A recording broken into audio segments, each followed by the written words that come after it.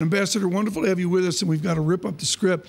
Mr. Bolton will go over to 2 North Rotary Drive, which is the Pentagon, and he will walk in the room on Iran. How will he be greeted by the Secretary of Defense? Well, I'm not sure the red carpet will be out. What we'll see is a lack of anything remotely looking like consensus on Iran policy. Is the goal regime change? Is the goal policy change? Is the focus on the nuclear? Is it on the domestic? Is it on the regional push for influence? So what you have is an administration that's all over the place. Maybe an interpreter will be necessary, and there will be people. But clearly not a note-taker. There'll be people in the room. This is absolutely critical to the nation's confidence, to have a Pentagon somewhat on the same page as the executive offices at Pennsylvania Avenue. Are they?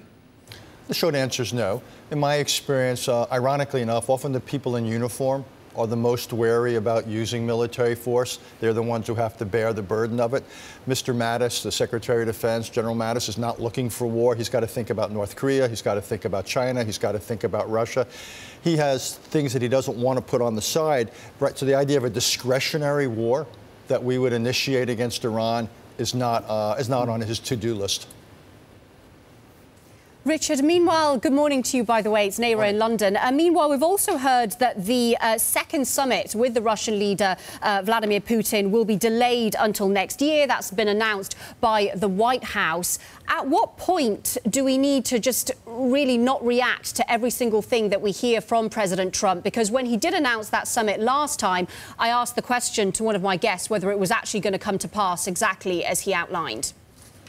Look, I take these tweets somewhat seriously. This is the 21st century Trump administration equivalent of a White House statement.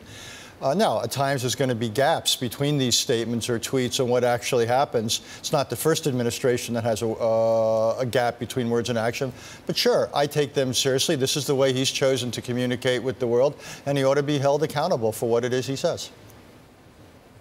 We also, of course, had the meeting between President Trump and Jean-Claude Juncker. Are you hopeful that we're going to see some sort of agreement on trade, or is this just a bit of a hiatus before the midterms? And the honest answer is I don't know, but there's a pattern here. The president pushes things until it begins to have negative repercussion with his political base. We saw it on immigration recently. We saw it on North Korea, where he seemed to go up to the brink of war and now has pulled back, and suddenly we're living with North Korean nuclear weapons in an open-ended way. It's quite possible that he began to get pushback from his base because of the tariffs and the escalation with Europe over trading issues. So look, I'm not going to, none of us can ever predict when it comes to Donald Trump. But, you know, look, it's welcome news. Good to see a truce. You know, whether the truce translates into a peace treaty, I don't know. But at least, again, yesterday was a better day than most days when it comes to trade. There is a crying scream from Democrats, some Republicans, some engaged independents to somehow get back to what I'm going to call collegially normalcy. Do you see Secretary Pompeo trying to steer the administration back to some daily cadence that could lead to a constructive outcome, or is he out-Trumping Trump? I don't think he's out-Trumping Trump, and I think Mike Pompeo is trying to thread a needle.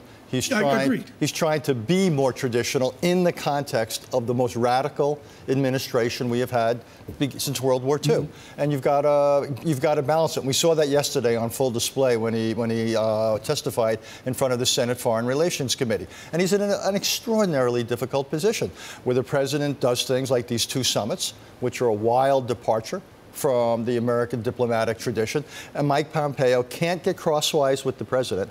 At the same time, he's trying to run a foreign policy. Very tough position. Do Secretary of States speak to Secretary of Defenses often? I mean, I think of the corporate road. Let's take J.P. Morgan as an example. Bob Michael with us. You wonder, you know, if banking's talking to asset management often. Does state talk to defense? It totally depends on the administration. I remember when Caspar Weinberger and George Shultz literally would not talk to one another directly. Colin Powell, as National Security Advisor, was the intermediary. Yeah. That was the way they did their breakfast. They would talk to Powell, not to one another. So we've had that kind of a situation. Yeah. I think now they do talk to one another. These two guys, Mattis and Pompeo, represent traditionalism. The problem is much more John Bolton. This is, okay, go right there. John Bolton's going over to the Pentagon, and that's right where I wanted to go. Why, Ambassador Haass, is, quote, John Bolton the problem? Well, there haven't been very many high-level meetings. There's been a real complaint about the absence of a traditional interagency process, so-called principals meetings, at cabinet level without the president. And there's always a little bit of a tension, or inevitably, between the national security advisor, who has two hats. He's supposed to make this interagency process work, get everyone talking. At the same time, he is a pipeline directly to the president. He is a counselor as well as an honest broker. And I think the feeling is John Bolton has got the balance wrong. A little bit too much of a counselor privately with Donald Trump, not enough making the interagency process work. For example, Tom, in the run-up to Helsinki, guess what there wasn't? A clear meeting amongst all the principals about what the president would try to accomplish in Helsinki. Naira? Interesting. Yeah, I want to take the conversation just back to trade for a second, Richard, because this truce that we've sort of gotten for now between President Trump and Jean-Claude Juncker, what's the read across to the negotiations with China? Because I've heard two things on this. One, that it might mean that the negotiations with China will soften a little bit. Or the other view is that actually this is the US trying to get closer to some of its more traditional allies to just ramp up those tensions with China.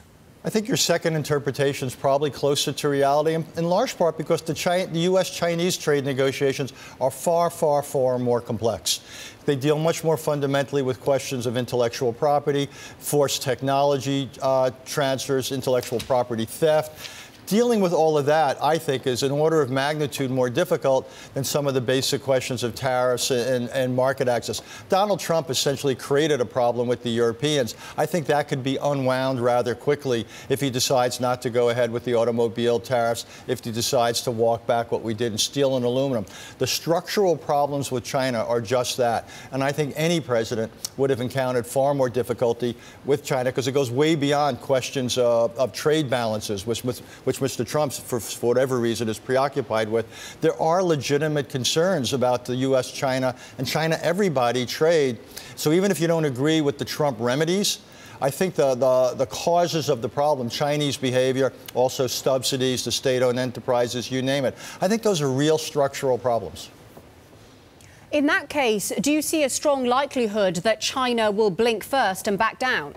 Well, I think one of the interesting questions is what's going on in China. You know, we all look at China as kind of on this inevitable roll, and I'm not one of those people. I actually think China faces real problems. One of the principal arguments for why Xi Jinping abolished term limits may be that he understands just how difficult China's future is. He's got all the debt. He's got political pushback given the anti-corruption policy. Growth is slowing. Export markets are a little bit weak. So I actually think the possibility that China blinks a bit is possible.